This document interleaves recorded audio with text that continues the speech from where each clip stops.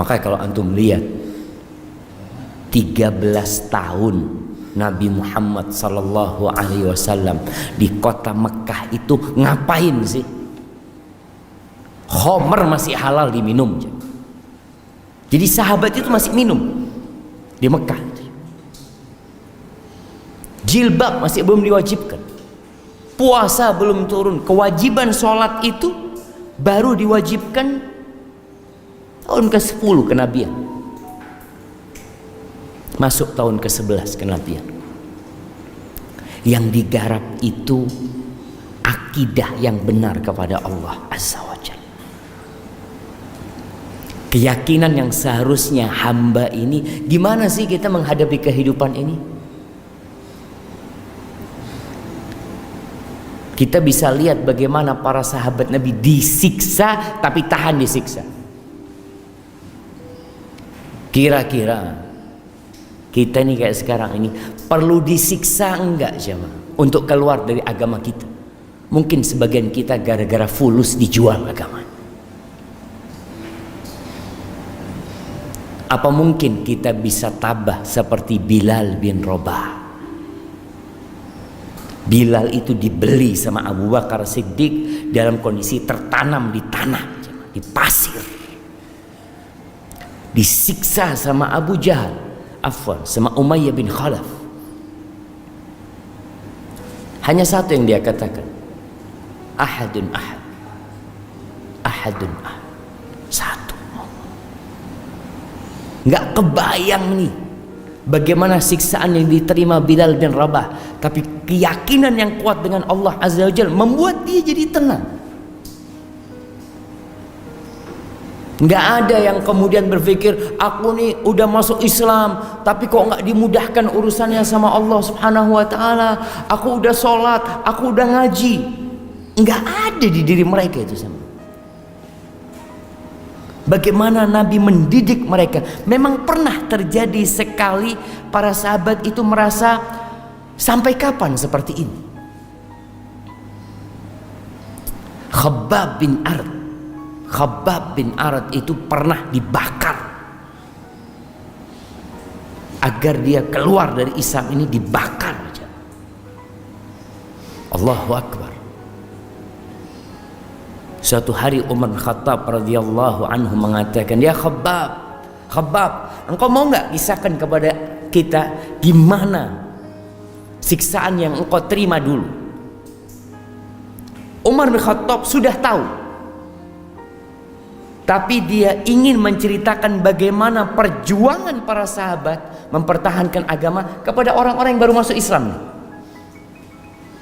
yang mereka dapat enaknya Islam tapi tidak merasakan perjuangan menegakkan agama Allah. Itu Khabbab nggak cerita dia. Dia langsung buka bajunya. Dia tunjukkan punggung. Umar bin Khattab mengatakan, aku nggak pernah melihat punggung seperti ini. Khabbab itu dibakar aja. Antum nggak lihat ada orang disiksa dengan dibakar di bara api. Sampai akhirnya bara api itu mati gara-gara air yang keluar dari dagingnya Khabbab bin Arad. Kenapa mereka digitukan? Mereka hanya mengatakan la ilaha illallah. Mereka nggak mencuri. Mereka mempertahankan la ilaha illallah. Inilah keyakinan yang kadang-kala kita ini yang Islam dari lahir nggak punya kayak gitu. Makanya kalau bicara doa, subhanallah, itu para sahabat yang disiksa-siksa, Khabbab bin Arad, Ammar bin Yasir, sempat datang kepada Nabi SAW. Dia datang jumpai Nabi SAW karena tahu tidak ada jalan kecuali memohon pertolongan Allah Azza wa Jalla. Mereka datang mengatakan, ya Rasulullah, ala tad'ullaha lana, ala tastansir lana. Wahai Rasulullah, apa engkau tidak berdoa memohon kepada Allah buat kami? Apakah engkau tidak meminta pertolongan kepada Allah buat kita ya Rasulullah? Mereka sudah merasa gak kuat jemaah. Apa kata Nabi SAW? Itu di bawah naungan Ka'bah. Nabi cerita, ala laqad kana fi man kana qablakum. Kalian tahu orang-orang sebelum kalian, yunsharu biminsharin min hadid. Mereka itu ditanam di tanah, kemudian ditaruh gergaji di kepalanya, digergaji itu jamaah.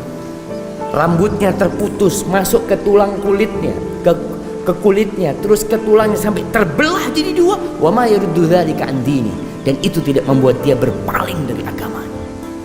Wa yumshatu bi amshatin min hadid. Ada yang disisir dengan sisir dari besi, sehingga daging itu berpisah dari tulangnya. Wa ma yaruddu dzalika an dini. Kata Nabi SAW, dan itu tidak membuat dia berpaling dari agama.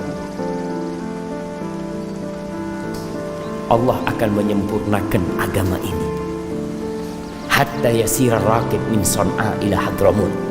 Sampai nanti ada seorang yang berjalan dari Son'a ke Hadramut, melakukan perjalanan, la yakhafu illallah wa dhi'ba ala ghanami.